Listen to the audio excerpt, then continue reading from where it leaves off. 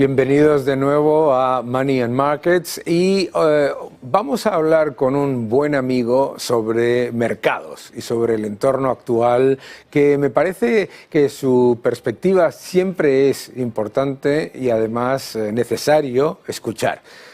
Pablo, ¿cómo estás? Pablo Gil, que está con todos nosotros.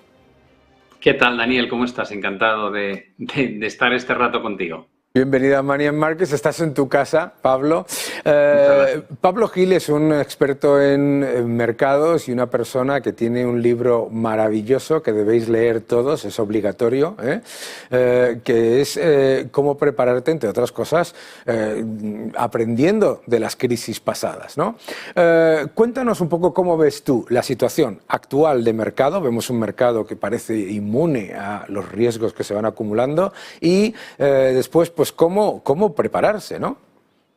Sí, yo personalmente veo muchas similitudes con otros grandes momentos donde se han producido crisis complicadas, porque si echamos la vista atrás y analizamos las últimas 2 décadas, la combinación de retirada de liquidez y de subidas de tasas de interés en las que estamos protagonizando son históricamente rápidas, pues siempre han desembocado en un escenario muy negativo, ¿no?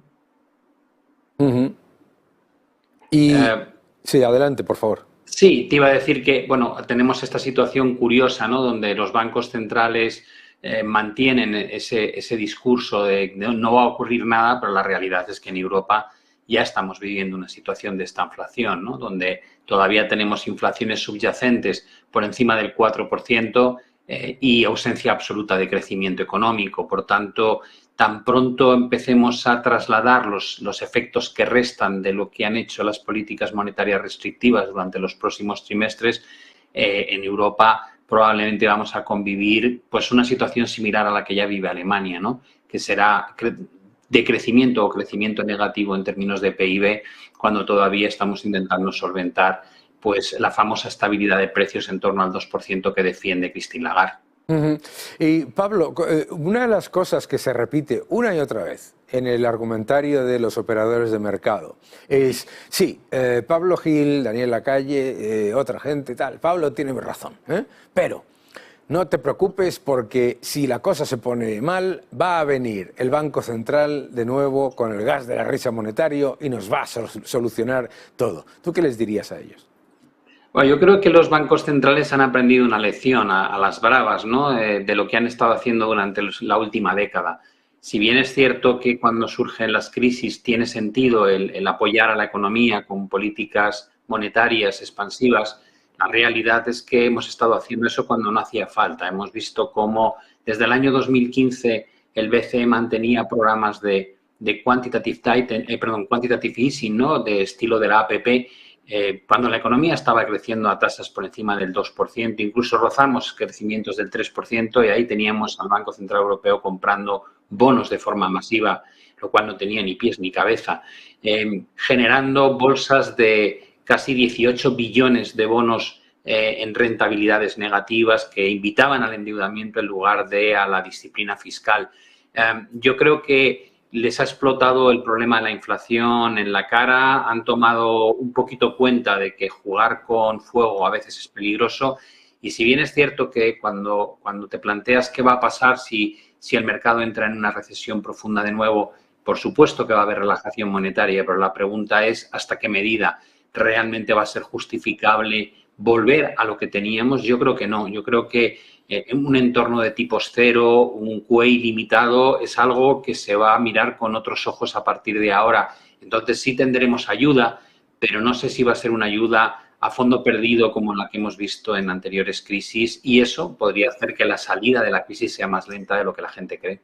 Claro, también pasa una cosa, que es que cuando el argumentario en el mercado es, bueno, hay que acumular riesgo, hay que tomar más exposición porque si la cosa va mal van a intervenir los bancos centrales, lo que suele obviar ese argumento, ¿verdad?, es uno, ¿cuándo? Y dos, ¿cómo? Es decir, claro, puede que sí, pero ¿hasta qué es lo que tiene que pasar en la economía para que los bancos centrales que están en pérdidas todos, ¿verdad, Pablo? Que es que la gente se olvida de esto, que los bancos centrales están en pérdidas, para que los bancos centrales vengan y se pongan otra vez a inundarlo todo de liquidez y a bajar los tipos y poner los tipos negativos, que es lo que parece que le gusta a la gente, no entiendo por qué, por otro lado, pero claro, lo que no están explicando, si el argumentario bullish o positivo para el mercado es que los bancos centrales van a actuar, van a cambiar su política monetaria, es por qué lo harían. Y si lo hacen,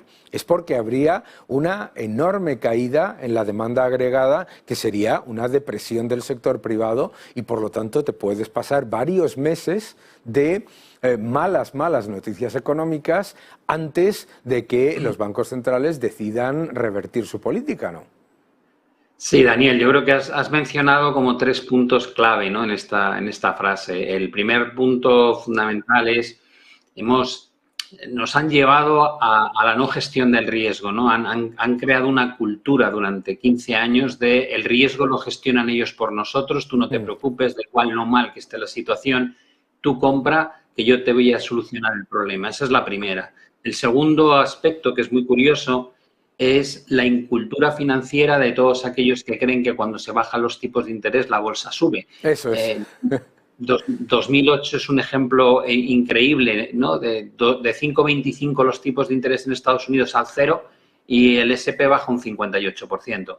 En 2001-2002 tienes caídas desde más del 6% hasta el 1% de los tipos de interés, otra vez 500 y pico puntos básicos, y la bolsa, el S&P te baja un 50% y el Nasdaq un 82%. Por tanto, de la misma manera que las subidas de tasas de interés, sobre todo en las primeras fases del proceso expansivo, no causan deterioro o caídas en la bolsa, tenemos una situación similar cuando se produce el movimiento inverso. De hecho, una de las métricas que más utilizamos para como catalizador cercano de cuándo puede haber un problema en términos de recesión es la desinversión de la curva, pero es que la desinversión de la curva de tipo se produce precisamente cuando la Fed cambia su política restrictiva por una política expansiva. Por tanto, vuelve a mostrarse el hecho de que la bajada de tipos no es la solución, es casi el problema, porque quiere decir que nos ha explotado ya en la cara y que no hemos visto venir, ¿no? Y ya el tercer punto sería cuando tú hablas de la contracción en demanda. Bueno, es que estamos teniendo ya un sector manufacturero que está cotizando como que estuviésemos en una clara recesión económica, al menos en Europa, ¿no? Y ahora estamos viendo cómo empieza a pinchar el sector servicios. Así que los datos adelantados de lo que estamos viendo en Europa son tremendamente negativos. En Estados Unidos se están defendiendo un poco mejor, pero no hay que olvidar que en Estados Unidos han tenido un 2023 cargado de estímulo fiscal, mientras la Reserva Federal estaba aplicando políticas restrictivas desde el plano monetario. Es que yo creo que eso que acabas de decir es clave. Mucha gente no entiende que el efecto acumulativo que estamos viviendo ahora de una política fiscal mucho más expansiva, de hecho, una política fiscal completamente opuesta a la política monetaria, claro, no va a acompañar en un periodo de corrección. A mí lo que me interesaría aquí es tener un poco tu idea de, en ese entorno, cómo debe el inversor protegerse o buscar oportunidades. Mira, yo creo que de la misma manera que se puede debatir hasta la saciedad si la estrategia de DCA, ¿no? de estar comprando o promediando tus compras a lo largo del tiempo en la bolsa es correcta o es incorrecta, yo creo que en el mercado de renta fija no existe esa opción. El mercado de renta fija es más discontinuo, te ofrece ventanas de oportunidad, en mi opinión, que luego se cierran, y lo hemos visto, durante 15 años no había opciones de comprar bonos porque la rentabilidad que ofrecían era paupérrima.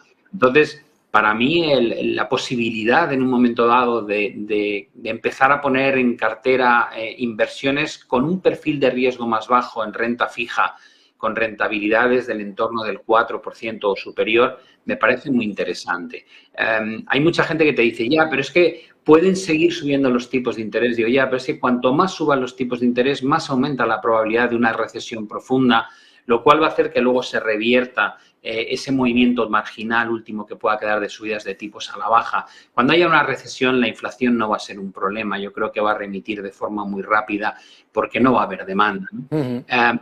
Por tanto, para mí, la ventana de empezar a invertir en renta fija creo que tiene mucho sentido. Yo no estaría cómodo en renta variable, desde luego en Europa, con la economía como está, para nada.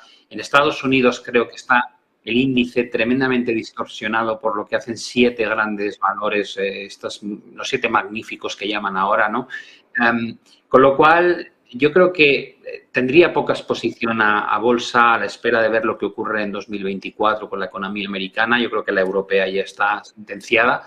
Y por otro lado, creo que los activos refugio que de alguna manera te protegen de la depreciación del dinero fiat, hay que buscarlos, ¿no? Y cada uno tendrá sus elecciones. A mí me gusta mucho el oro, hay gente que prefiere irse a criptomonedas, pero independientemente de lo que busques, lo que está claro es que la capacidad adquisitiva de lo que compran nuestros dólares, euros, yenes, está en detrimento día a día y hay que buscar algo que no sea precisamente tener tu dinero depositado en activo fiduciario. Bueno, claramente son alternativas importantes a la hora de buscar una protección ante un escenario que claramente es de acumulación de riesgo y en el que el mercado, pues no es que no esté reaccionando, porque sí, como tú bien dices, pues en el S&P 500 493 valores lo están haciendo muy mal, ¿no? Y lo mismo ocurre en muchas bolsas europeas. Pablo, qué gusto estar charlando contigo, nos pasaríamos horas. Recuérdanos la editorial y tu libro, que lo tiene que comprar todo el mundo, obligatorio. Ya saben que están ustedes obligados a comprarlo y a leerlo. Pues mira, está publicado en Deusto y se llama Aprendiendo de las crisis anteriores para invertir con éxito en el futuro. Pues es un repaso a lo que nos ha ocurrido en nuestra historia económica y aprender un poco de eso que hemos vivido, ¿no? Un libro estupendo que tuve la oportunidad de presentar, no se lo pierdan. Y Pablo, ya sabes, estás en tu casa. Gracias por venir a Money and Markets y hasta pronto. Muchísimas gracias, Daniel. Un placer.